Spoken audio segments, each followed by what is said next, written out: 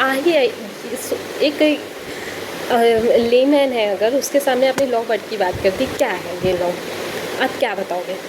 ठीक, आप कैसे बताओगे? सबसे पहला एक्ट लॉ क्या था? सबसे पहला, दुनिया का सबसे पहला लॉ क्या था? मैं वर्ल्ड की बात कर रही हूँ, वर्ल्ड की। ठीक, दुनिया का सबसे पहला लॉ था, आई थिंक हमुराबी करके था, कुछ स्किप कर गया मेरे माइंड से। हमुराबी को के का बेबीलोन का था ये, और इजिप्शियन में बनाया था। 3000 BC का था। इजिप्शियन लॉ था, 3000 BC का। माइंड मेरा हमुराबी करके था, कुछ ऐसे ही मुझे माइंड मतलब स्किप कर रहा है। ठीक, वहाँ से वो था। ठीक, वो इजिप्शियन लॉ था। उसके बाद हम आते हैं, हम लोग अब उस पर डिटेल में बात नहीं करेंगे क्योंकि उसके कोई यूज़ नहीं है। अब इसके बाद हम बात करते हैं किसकी? अपने इंडिया की। इंडिया का सबसे पहला लॉ कौन सा था? Have you any idea? Think. Okay, I will tell you. India का सबसे लॉ पहला, या फिर लॉ, अच्छा लॉ को भी हम लोग 2 टाइप्स में बात करते हैं। लाइक लॉ को भी 2 टाइप्स में हम बात करते हैं। एक होते हैं इंडिया की बात करते हैं तो जैसे इंडिपेंडेंट इंडिया था, ठीक है, और इसके बाद एक रिपब्लिक इंडिया था। ट्राई टू अंडरस्टैंड, मैं बताती हूँ। इंडिपेंडेंट इंडिया और रिपब्लिक इंडिया जो 1947 से 1950 का पार्ट था। देखो, हम लोगों ने जो अर्थशास्त्र और मनुस्मृति और ये सब सारी चीज़ें सुनी होंगी आपने कभी। कौटिल्याज, जिस टाइम पे टैक्सेशन सिस्टम चला था, जब्त सिस्टम चला था, उस टाइम की बातें सुनी होंगी आपने। तो वो तो एक अलग टाइम पीरियड था। हम लोग पोस्ट इंडिपेंडेंस की बात कर रहे हैं, जिसमें इंडिया था। इंडिया के 2 पार्ट हुए, एक था इंडिपेंडेंट इंडिया, देन दूसरा था रिपब्लिक इंडिया।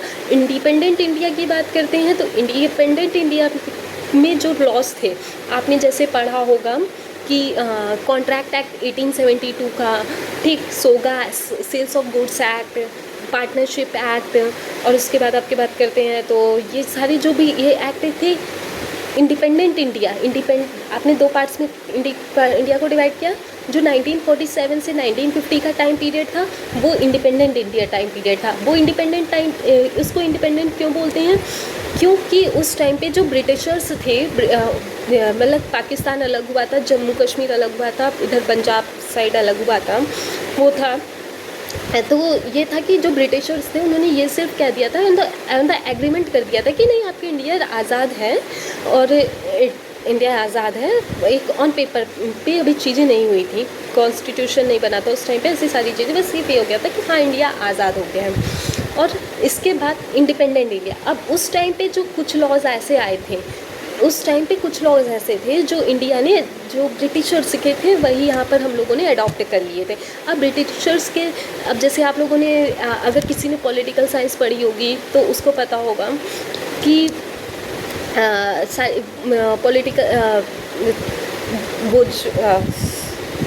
पॉलिटिकल साइंस, या फिर आपने हिस्ट्री वगैरह पढ़ी होगी, उसमें क्या था नाम उनका, अरे वो कंपनी करके नाम,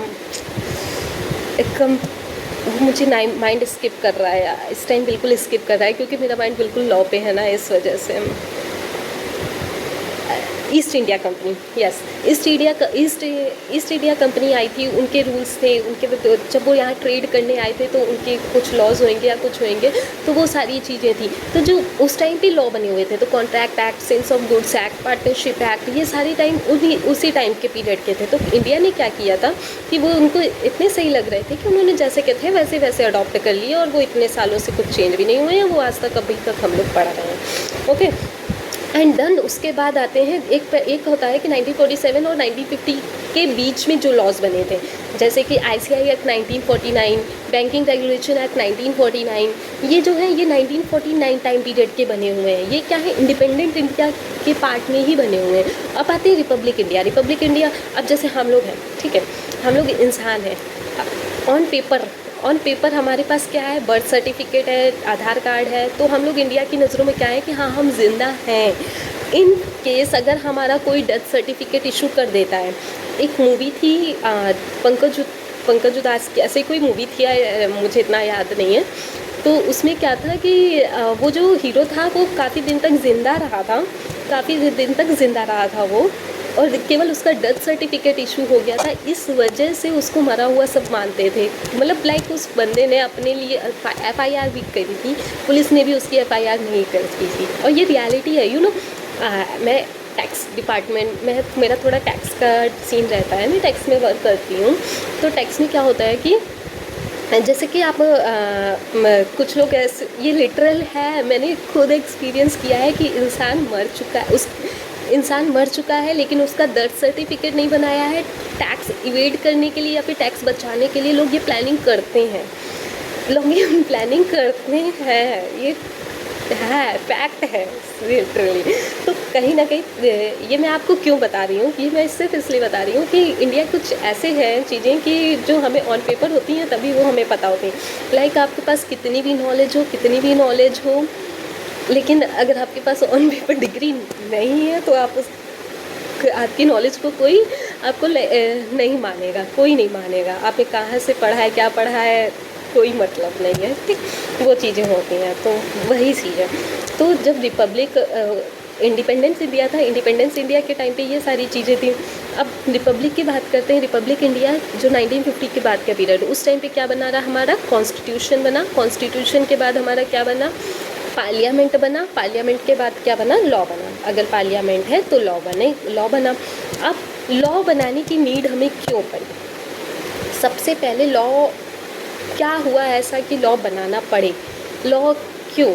अब अगर आपको अगर हमें भूख ना लगे या फिर हमें कोई चीज़ पता है कि जब इंसान आया, बच्चा अगर रो रहा है तो माँ को पता चलेगा कि हाँ बच्चे को भूख लगी है तो वो दूध पिलाएगी। बात वही हुई ना, ठीक। अब गवर्नमेंट को आप कैसे बताओगे कि आपको लॉ की ज़रूरत पड़ी? भाई जैसे पहले के टाइम पे 1988 में I think Indian traffic rules 1988 में आए थे। I am not sure, may be 1988 का एक्ट है वो। तो उस टाइम पे क्या था कि नहीं थे, ठीक। अभी आप देख रहे हो सिचुएशन, जब इतना होने के बावजूद, इतना एक्ट रूल्स होने के बावजूद भी लोग तोड़ के चले जाते हैं सिग्नल एंड कुछ भी कर देते हैं हम, ठीक। बट और जब अगर रूल नहीं होंगे या नहीं हुए तो इंडिया की क्या सिचुएशन होगी कुछ सिचुएशन।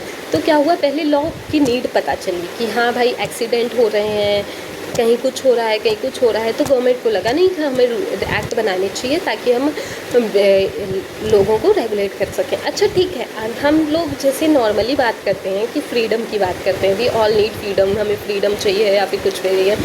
आप अपने दिल से खुद से सोच करके देखो, खुद से, अगर आपको फ्रीडम दी जाए, आप बिना किसी सपोर्ट के या कुछ भी करके, ठीक है, आप चाहोगे कि मुझे ये काम करना है, लेकिन आपको कहीं ना कहीं एक बड़े अपने से सीनियर की या फिर अपने पेरेंट्स की या फिर अपने बड़ों की, हमें कहीं ना कहीं एक नीड होती है कि हमें थोड़ा कोई बता दे कि हम सही कर रहे हैं या गलत कर रहे हैं। वो चीज़ होती है ना। और फ्रीडम ऑफ चॉइस हमारे पास होनी चाहिए कि हाँ हमें क्या करना है, क्या नहीं करना है। हम कोई चीज़ कर रहे हैं तो हमें उस चीज़ में रोक टोक ना हो, ये हमारे पास होनी चाहिए। लेकिन अगर रोक टोक भी एक लिमिट तक सही होती है, लॉ बनाने का मैं ये मेरी रीज़न बता रही हूँ कि रोक टोक भी सही होती है। लाइक अगर आपको कोई रोक रहा है किसी चीज़ के लिए तो आप उस चीज़ को फॉलो करो। क्योंकि अगर आप नहीं फॉलो करोगे तो वो दूसरों को हार्म करेगी। आप अपना तो भला देख रहे हो भाई, ठीक है कि आप अपना भला देख रहे हो, लेकिन उससे दूसरों का तो नुकसान हो रहा है। अब दूसरा कहेगा कि ऐसे लॉ कोई भी रूल ना हो या कुछ ना हो, पुलिस वगैरह ना हो, तो लाइफ कैसी हो जाएगी, आप खुद सोचो। तो जो हम लोगों का बहुत ज़्यादा रहता है कि नहीं हमें फ्रीडम चाहिए, कहीं ना कहीं वो चीज़ मैं सपोर्ट नहीं करती हूँ। आप फ्रीडम ऑफ चॉइस रखो अपने पास, वो सारी चीज़ें। तो वो हुआ। अब जैसे आपने भोपाल गैस ट्रेजेडी की बात सुना होगा। भोपाल गैस ट्रेजेडी हुई थी जब आई थिंक, मुझे एग्जैक्ट ईयर तो नहीं याद है, बट हाँ उसमें मैथिल आइसोसाइनेट गैस लीक हुई थी, तो उससे काफ़ी सारे लोगों को दिक्कत हुई थी। अब भोपाल गैस ट्रेजेडी एक्ट जैसे ही जब वो हुई, उससे पहले तो एक्ट नहीं था। वो एक्ट कब बना, जब लोगों को नुकसान हुआ, दिक्कत हुई, तब जा कर के वो एक्ट बना। ऐसे ही हमारा कौन सा एक्ट बना था, आई थिंक प्रोटेक्शन एक्ट बना था 2022 में, जब 2002 में बना था, संजय दत्त के साथ केस हुआ था। डाउरी सिस्टम, भाई जब लड़कियों को जलाया जा रहा था, मारा जा रहा था, सारी चीज़ें हो रही थी, प्रताड़ना हो रही थी, तो वहाँ पर डाउरी एक्ट बना था। अभी भी देखो लोग इस डाउरी एक्ट का भी मिसयूज़ होता है। तो एक्ट बनते हैं, उनका मिसयूज़ भी होता है और यूज़ भी होता है। तो लॉ की नीड हमें क्यों पड़ी, ये होती है। अब लॉ के भी ना 2 टाइप्स होते हैं। अब लॉ बना ठीक है, कहाँ से आया क्या आया, अभी और सारी भी बातें करेंगे, वो बातें। लॉ के भी 2 टाइप्स होते हैं। एक होता है आपका क्रिमिनल लॉज और एक होता है आपका सिविल लॉज। ठीक, ये मैं आपको बेस बता रही हूँ। मुझे आपको एक इनकम टैक्स पूरा पढ़ाना है, समझाना है, और लीगल एस्पेक्ट्स ऑफ बिजनेस जो बहुत काफ़ी बड़ा पोर्शन है और उसमें काफ़ी सारी चीज़ें आती हैं। इस वजह से मैं आपका बेस जो बिल्डिंग है वो आपका स्ट्रॉन्ग करना चाह रही हूँ सिर्फ, और बाकी मेरा कोई इंटेंशन नहीं है इतना सारा बताने का। अब हम बात करते हैं 2 लॉज आ गए, एक हो गया आपका सिविल लॉज और एक हो गया आपका क्रिमिनल लॉज। अब सिविल लॉज की बात करोगे आप, तो सिविल लॉज कैसे होंगे आपके, क्रिमिनल लॉज जैसे आपने कोई जैसे इंडियन पीनल कोड के अकॉर्डिंग आपने गलतियां की या फिर ऐसा कुछ हुआ वो हो गए, और ये क्रिमिनल लॉज हो गए। ठीक, अब सिविल लॉ की बात करते हैं तो सिविल लॉज के अंदर आपके ये आ जाते हैं कि income tax act, companies act, RTI act, intellectual property act, ये क्या है कि ये आपको फॉलो करने पड़ेंगे, ये सबको फॉलो करने पड़ते हैं और ये होता है। और जो इंडियन पीनल कोड के जो क्रिमिनल लॉज होते हैं ये हम लोग कॉन्स्टिट्यूशन के थ्रू पढ़ते हैं, और मतलब लाइक कि हाँ आपको कितनी सज़ा देनी है, क्या करना है, आपने कोई गलती की या फिर कुछ बहुत ज़्यादा किसी को नुकसान पहुंचाया, आपने क्रिमिनल चोरी की, मर्डर